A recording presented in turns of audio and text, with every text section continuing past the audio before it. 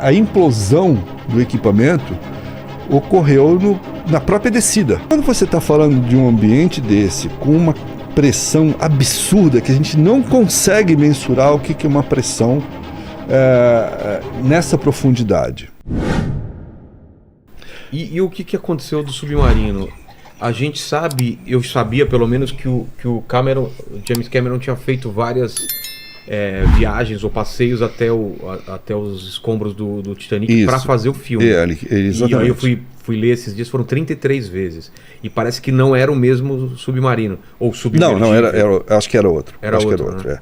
Dá uma desligada no ar um pouquinho. Acho que era outro. E eu duvido, Lene, que você pede aquela coxinha lá da Real pra nós aí. Duvido. Não vamos aqui matar nenhuma tartaruga. Então, sim, ele fez realmente isso para ele produzir o filme, né? Ele foi Você sabe qual tipo de submarino? Parece que tinha um cabo, né? Então, veja bem, esse tipo de submergível, na verdade, submersível, Por que o pessoal fala que não é submarino, é submergível? Porque tecnicamente o submarino é um equipamento autônomo, ele consegue descer e subir sozinho, se locomover, etc e tal. Ele consegue sair de um porto, chegar até o ponto onde ele vai, e tem capacidade de se locomover. E o submersível, não. Ele é transportado por um navio até o ponto, né? E de lá ele desce, faz a operação, depois ele retorna e é resgatado. Ele não tem a autonomia para se locomover sozinho, né? Ele basicamente é depositado na água e ele vai descendo. No caso desse submersível aí, ele não havia nenhum cordão umbilical, que chama, nenhum cabo ligando ele à embarcação, né? Ele descia simplesmente e eles tinham lá, segundo eu li, tudo agora é suposição, tá? Porque a gente não sabe exatamente o que aconteceu. Eu tenho minhas suposições, mas são suposições. Mas parece que até determinada profundidade eles conseguiam trocar mensagens telegráficas, assim, depois não mais. E o que se sabe é que...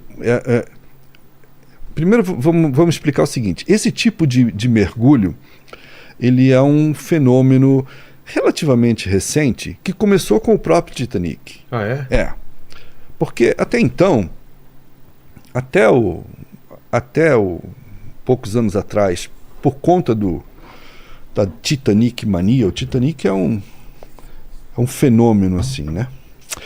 Por conta da Titanic mania, algumas empresas, como foi o caso da Ocean Gate, ela passaram a desenvolver pequenos submersíveis para levar pessoas para ver o Titanic. Descer para ver o Titanic. Ele está em profundidade, você sabe? O Titanic está quase 4 mil metros. 4 quilômetros para baixo, cara? Nossa! Cara, você anda de carro 4 quilômetros. Agora tu põe para baixo.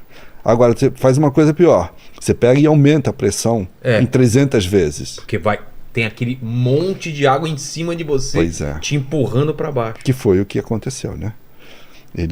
4 quilômetros. Ele implodiu, né? Teve uma implosão que a pressão fez explodir para dentro. Ele amassa, vira uma...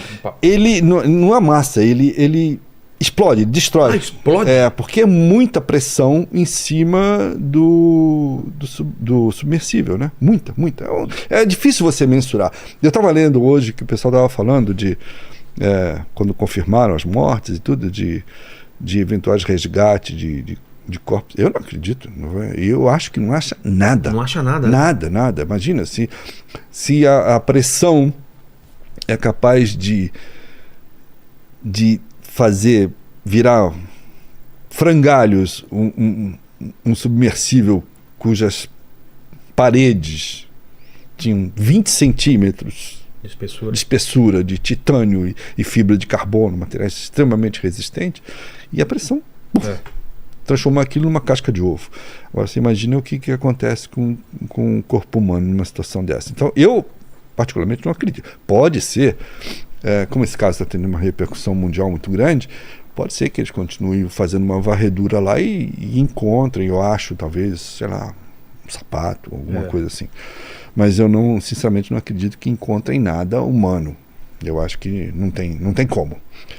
Assim como eu também acho, com base no que eu li, que eu acho que esses 5 coitados não morreram hoje.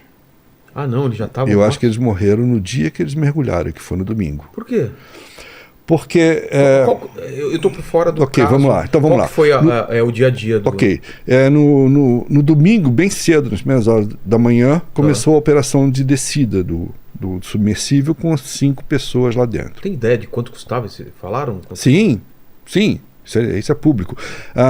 Os pagantes,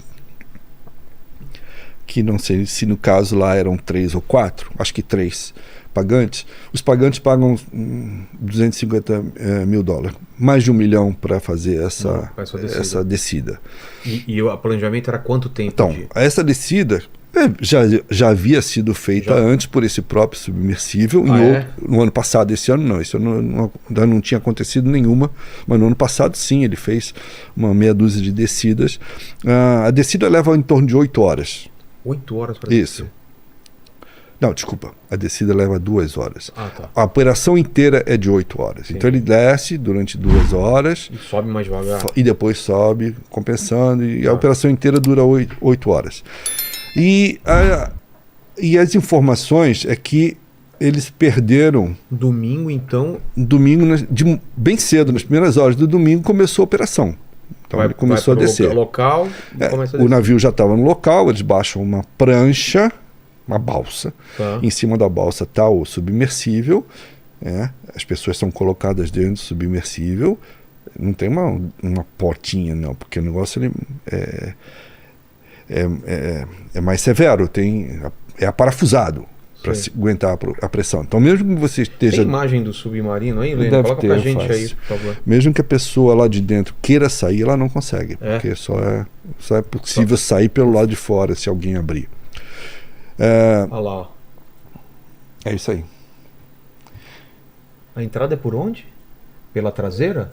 Não, ele deve ter em cima, ali onde está azul, ele deve ter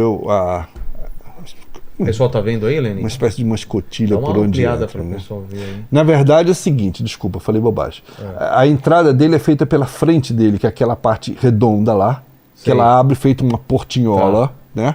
Inclusive ali tem o banheiro que eles chamam, que é um cubículo. Tem isso também. Tem que ter, porque são 8 horas, então eles imaginam que alguém em algum momento pode precisar. Mas não é um banheiro, é só um lugar separado por uma cortina do resto do cilindro, onde ficam as 5 pessoas sentadas no chão, né? Não tem cadeira, não tem nada. Não tem cadeira? Não tem. Senta-se no chão, é um cilindro. Só consegue ficar sentado, não tem altura para você ficar de pé. E a visão como que é? A visão é praticamente nenhuma, porque você tem na frente aqui, exatamente naquela parte mais redonda, assim, onde é a porta, você tem uma janela, uma escotilha mais ou menos assim, que te permite, até que é de bom tamanho, tá? Que te permite olhar para fora. Porém, você tem que entender o seguinte, o Titanic está a 4 mil metros, onde não chega luz nenhuma. Ele está em completa escuridão, total. Então ele depende de iluminação, né, do próprio submergível para você conseguir visualizar alguma coisa. O que torna ainda mais difícil qualquer operação de resgate, digamos, dos restos do submersível. Por causa do escuro? Não existe visibilidade, por exemplo, né? E voltando ao assunto, o que eu acho que aconteceu? Conversando com colegas meus, inclusive. Eles começaram a operação e foram descendo no domingo de manhã e, ao que consta, a equipe do navio informou que perdeu o contato com eles após 1h45. A descida era programada para cerca de 2 horas. Então, eles, teoricamente, já estavam próximos do Titanic. Né? Quer dizer, próximos entre aspas, porque ainda deviam estar a quase, talvez, 1.000 metros de distância do Titanic. Entendi. Né? Mas já tinham descido 1h45 e perderam o sinal. Isso foi no domingo. Esse sinal do pessoal lá em cima, Já era previsível que eles iam perder sinal ou não? Não. O normal é que eles mantenham algum tipo de comunicação, né? Ainda que precária. Pois é. A minha percepção, e também dos colegas que eu conversei, é que a implosão do equipamento ocorreu na própria descida. Durante a operação de descida... Já teve uma implosão, então. Exatamente. Na minha opinião, eles não chegaram nem ao Titanic. Entendi. Porque o equipamento implodiu antes de chegar no fundo. Na minha opinião, o que pode ter acontecido para ter implodido, se nas outras vezes não implodiu? O material vai desgastando, vai isso estressando? Para ver uma implosão num submersível, que é uma nave experimental, na verdade. Para ver uma implosão no submersível que já havia feito essa viagem antes, esse submersível já fez uma meia dúzia de descidas ao Titanic ano passado e ano retrasado, é porque houve algum problema técnico, alguma fadiga de material, alguma coisa que gerou a implosão. Quando você está falando de um ambiente desse, com uma pressão absurda, que a gente não consegue mensurar o que é uma pressão nessa profundidade. Um colega meu estimou em 300 atmosferas, que é uma coisa assim absurda. Não existe nenhum ser vivo que aguente isso. Ser vivo, não. Uma baleia... Existem alguns seres, alguns estão sendo descobertos, inclusive, que vivem nas grandes profundezas, que eles têm essa capacidade. Né? Não tem nada parecido com o que a gente está acostumado a chamar de peixe. Mas, sim, esses seres conseguem viver na escuridão, etc. Mas o que nós achamos? Que poderia ter... Houve alguma falha técnica, isso me parece certo, no submersível, que gerou a implosão dele. O que seria isso? Cara, numa pressão dessa, não dá nem para chamar de rachadura.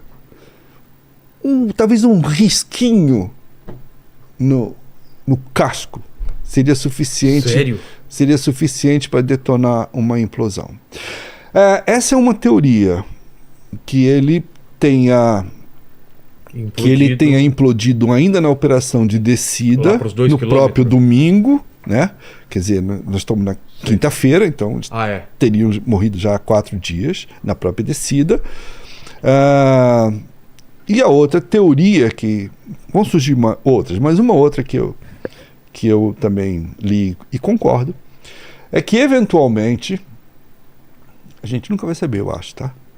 Sempre vai ter suposições, mas certeza a gente não vai ter. Não tem sobrevivente, não tem nada. Aquela história. Não tem radar. Uma outra teoria é que talvez essa implosão tenha sido gatilho dela, né, detonada pela própria tentativa desesperada deles de avisar que estavam lá embaixo. Porque quando você está numa situação dessa, e já aconteceu várias vezes isso com submarinos, que você perde a comunicação com a superfície, você tem que usar os recursos mais primitivos para dizer, tô vivo, tô aqui. E o que você faz, basicamente, é bater no material. Produzir som. Produzir som, porque o mar tem uma capacidade de expansão sonora muito, muito grande. Então você produz som, batidas, né? Para que seja detectado por algum aparelho, que foi teoricamente o que nos 2 últimos dias as equipes de busca diziam, olha, detectamos um barulhinho aqui, pode ser, tinha uma frequência, etc. Tal. Mas eles disseram hoje que não, que eles acham que o som que eles detectaram não vinha, o que comprovaria a tese de que isso aí tenha o que quer que tenha acontecido, a implosão baseada por algum motivo, aconteceu no próprio domingo. Então o som que eles estavam ouvindo não tinha mais nada a ver, porque infelizmente já não existia mais a nave nem as pessoas, né? Se não implodiu no domingo, ele perdeu o controle? Ele pode ter a base da segunda teoria. Ele pode ter perdido a comunicação, mas continuou no processo de descida, né? Até chegar ao fundo, né? E dali para frente, 2, 3 dias que passou supostamente lá, ele teria sofrido a implosão, causada ou pela própria fraqueza, digamos assim, do material, ou até o gatilho tenha sido as próprias tentativas dele de fazer barulho, né? Batendo no material. Nós estamos falando de um negócio muito, muito delicado. Eu li um exemplo muito interessante hoje, que é exatamente o da casquinha de ovo. Tá. Nós estamos falando de um casco de 20 centímetros de espessura, de uma liga extremamente forte, que nessa situação se torna uma casca de ovo. Você pisa e...